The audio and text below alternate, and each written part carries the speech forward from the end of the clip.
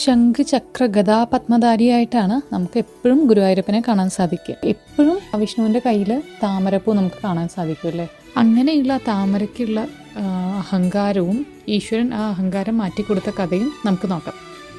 അപ്പോൾ താമരപ്പൂ എപ്പോഴും വിചാരിക്കും തൻ്റെ ആ ഭംഗി കൊണ്ടാണ് ഭഗവാൻ എപ്പോഴും തന്നെ വലങ്കൈ തന്നെ പിടിച്ചിരിക്കണം.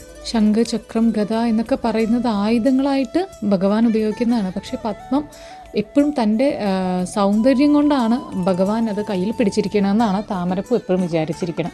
അല്ലെങ്കിൽ പൂക്കളിൽ ഏറ്റവും സൗന്ദര്യം താമരയ്ക്ക് തന്നെയാണ്. അതുകൊണ്ടാണ്, അല്ലെങ്കിൽ വേറെ എത്രയോ പുഷ്പങ്ങളുണ്ട്, ഭഗവാൻ അതൊന്നും പിടിക്കാണ്ട് താമരപ്പൂ പിടിച്ചിരിക്കുന്നത് തൻ്റെ സൗന്ദര്യം കൊണ്ടാണെന്നാണ് താമരയുടെ വിചാരം.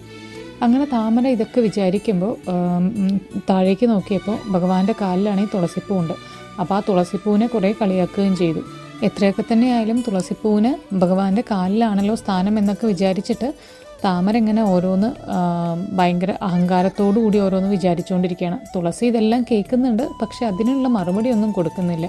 കാരണം ഭഗവാന്റെ തൃപ്പാദങ്ങളിൽ കിടക്കുക എന്ന് പറയുന്നതിൻ്റെ ആനന്ദം തുളസിക്ക് അറിയാം എത്രമാത്രം ഉണ്ട് എന്നുള്ളത്. പക്ഷേ അത് താമരയ്ക്ക് എന്തായാലും പറഞ്ഞാൽ മനസ്സിലാവില്ല. പക്ഷേ ഇതെല്ലാം ഭഗവാന് അറിയുന്നുണ്ട്.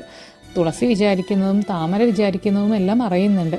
താമരയുടെ അഹങ്കാരം മാത്രമല്ല, തുളസിയെ കളിയാക്കി എന്നുള്ള അതാണ് ഭഗവാനെ കൂടുതൽ വേദനിപ്പിച്ചത്. ആ നിമിഷം തന്നെ ഈശ്വരൻ തൻ്റെ കയ്യിലുള്ള താമരയെ ചെളിയിലേക്ക് വലിച്ചെറിഞ്ഞു. അങ്ങനെ വലിച്ചെറിഞ്ഞ താമരയ്ക്ക് അപ്പോഴാണ് തൻ്റെ തെറ്റ് മനസ്സിലായത്. താൻ എത്രയോ ഭാഗ്യം ചെയ്തവളായിരുന്നു. ഇത്രയും കാലം ഭഗവാൻ വലം കയ്യിൽ തന്നെ പിടിച്ച് നടന്നുകൊണ്ടിരുന്നിരുന്നാണ്. ഈ നിമിഷം ചെളിയിലേക്ക് വലിച്ചെറിയപ്പെട്ടു. അങ്ങനെ തൻ്റെ തെറ്റ് മനസ്സിലാക്കിയ താമരപ്പൂ പിന്നെ ഭഗവാന്റെ കാലിൽ വീണ് മാപ്പ് അപേക്ഷിക്കുകയാണ്. തൻ്റെ തെറ്റ് മനസ്സിലായി എന്ന് പറയുകയാണ്. അങ്ങനെ മഹാവിഷ്ണു പറഞ്ഞു ഗജേന്ദ്രമോക്ഷത്തിനായിട്ട് കാത്തിരിക്കാൻ.